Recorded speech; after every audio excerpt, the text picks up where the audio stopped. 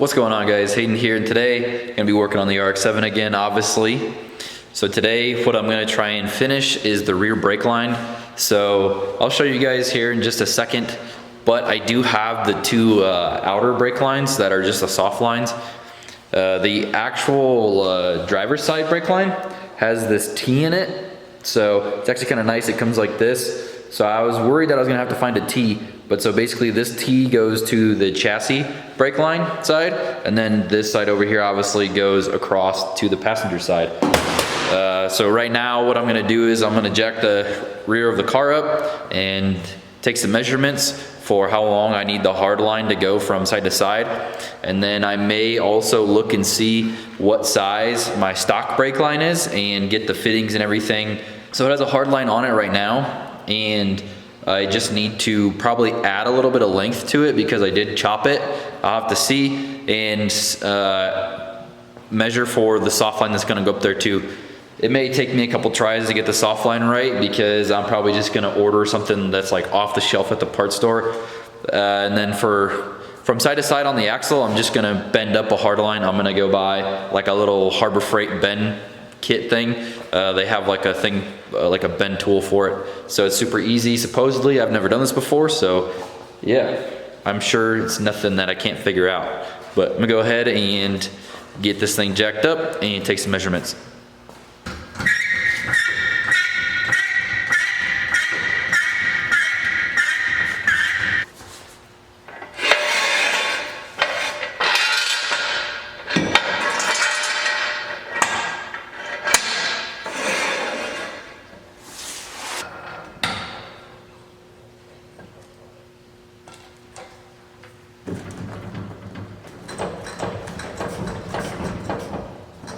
This is gonna be pretty hard to show because it's so dark under here and it's just hard to see everything.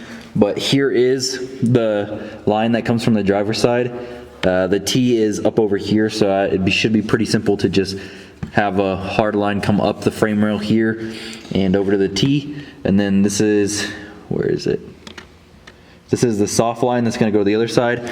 So my plan is just to have it route right here and then have the hard line go down and around under the diff over to the other side. I'll go ahead and measure the overall distance and then just add some so that way I get enough hard line, and I'm going to figure out what fittings I need. I believe I already have a flare tool, so basically I just need to get the different ends that go on them. Should be pretty simple. And now really quick, I'm gonna check out my stock brake line that's actually on the car and see if I can reuse it and just see how long I'm gonna need it. This is all the stock fuel lines and brake lines. I'm not exactly sure what all these lines are, so I gotta figure out exactly which one is the brake line again, but it should be pretty simple. I'm just gonna follow them back up.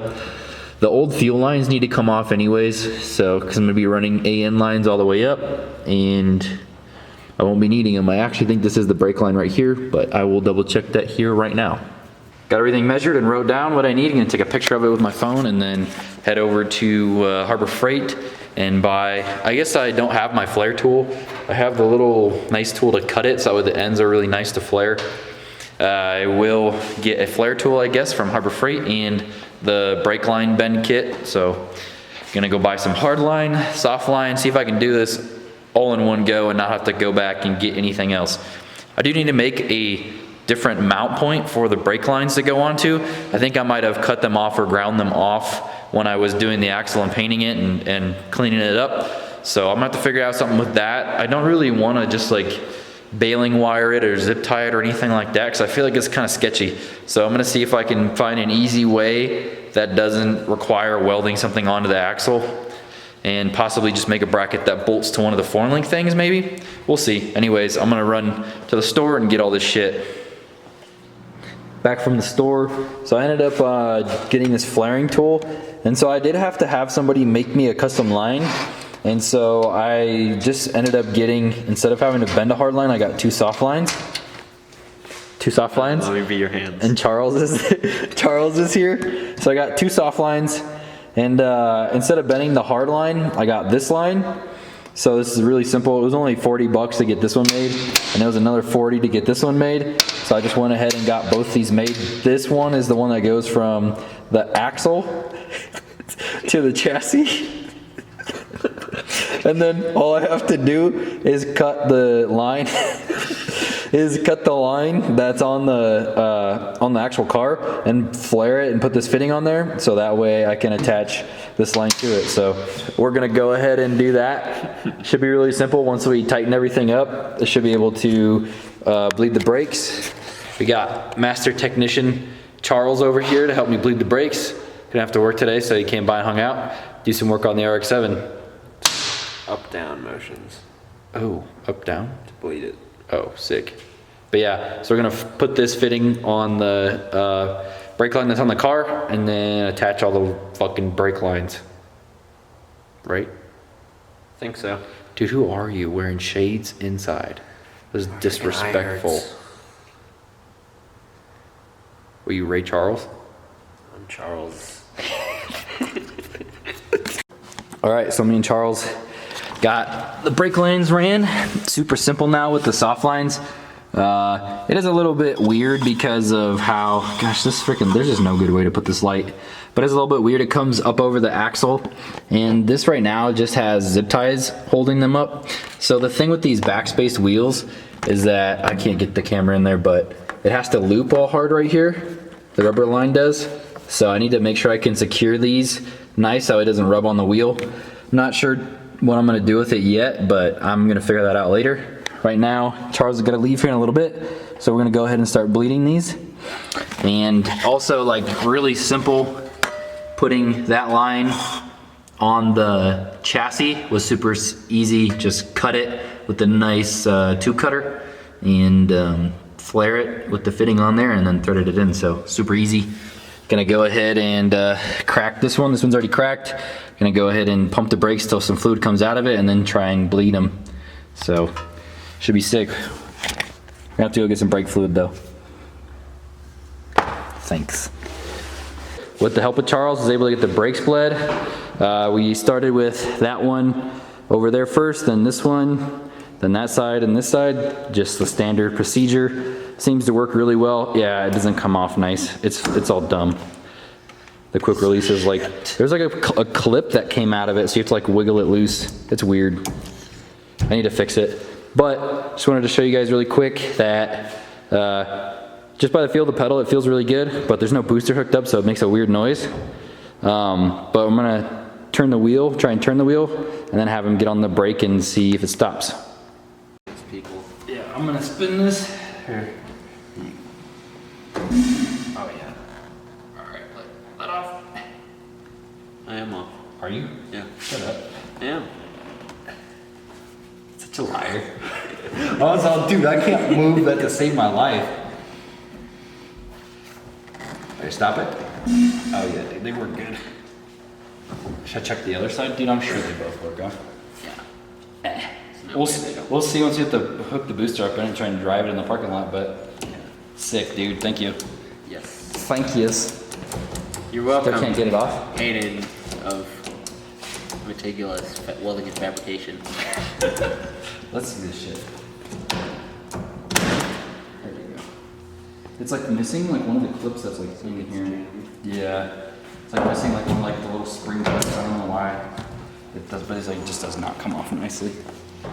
All right, honey boo boo. Charles can go ahead and get out of here. I gotta go run some errands before I go to Mexico. Have fun in Mexico. Dude, you already look dark as shit. I am. Yeah, I don't want to like reveal my ass, but I'm so white. All right, dude. Well, thanks for helping and have fun in Mexico. Yeah, later. Bye, Charles. Have fun finishing your car. Ray Charles. Just wanted to say thank you again to Charlie for coming and helping me bleed the brakes in the RX-7. It was nice having someone over here. Went and got some lunch with him and hung out for a little bit. Haven't seen him in a couple weeks, so it was cool seeing him. Anyways, and moving right along, I did get the sump part made for my fuel cell. This goes on the bottom of the fuel cell. It'll have two fittings on here, so I'm gonna be feeding, I haven't really explained the fuel setup in the RX-7. It's gonna have a MagnaFuel 750, just a dash 8 feed that wides into the rails all nice and then comes from the dash 6 on the other side into the regulator. And then it will also have the Snake Eater Performance 210s out of Derek's truck, old Liam. So I will have big ass injectors, more than I will probably ever need, and a pretty big pump. So I should have enough to make quite a bit of power up here, more than what I'm gonna be trying to make this season. So anyways, I am waiting on some of the fittings to show up. So I actually don't know when I'm gonna be able to finish this sump, but I have this plate already made, and it's really simple. It just goes on the bottom of the fuel cell. I'm sure most of you guys know this, but it just goes on the bottom of it like this. So that way when weight transfers backwards, all the fluid comes back to here, and it gives it like a nice lowest point on the fuel cell itself. Put the 2 fittings on here. Because to supply this Metigulous 750, they want you to have either a -10 or a -12 feed from the fuel cell to the actual pump. And so what I'm gonna do is just do 2 -8s into the pump. That should be plenty of volume for that Metigulous. If I have issues with it, I'll change it later. But I'm not trying to go for a whole bunch of horsepower yet, so it should all be all right. And then also I do need to figure out a way to mount the fuel pump. That'll be for a later video anyways. I'll be making that tomorrow. Right now I'm gonna be leaving the shop here a little bit early because I'm actually gonna go down south a little towards Denver to buy a PC laptop, or a Microsoft laptop, whatever the hell. It's an HP. It's a nice little laptop for 200 bucks. That way I need right now I have a Mac, and I need the laptop so I can do Holly stuff. So that way if Derek's not there with me at the track or anything like that, I can still adjust the launch control, whatever, the bump box, anything that needs to be adjusted, I can adjust it. So I'm gonna go get myself a little tuning laptop and then go home. So I'm gonna end this video here. I hope you guys enjoyed this. There should be another video tomorrow if I get enough done on the fuel setup. Tomorrow I wanna be mounting the fuel pump, mounting the fuel cell, maybe running some of the lines. I'm not too sure yet, but if I run out of stuff to do, I can start taking the whole front apart. Tomorrow, Colin is gonna come measure for the drive shaft also. Anyways, enough rambling. Hope you guys enjoyed this video. Comment down below, let me know what you guys thought. Also, I do have more of these shirts available if anybody's interested. I believe they're 23 or 25 bucks shipped in the US. Unfortunately, not shipping anywhere else because it's just too big of a hassle to do it, to be honest. I'm sorry. But thank you guys, I appreciate it a lot. RX-7 burnouts and shenanigans soon. See ya.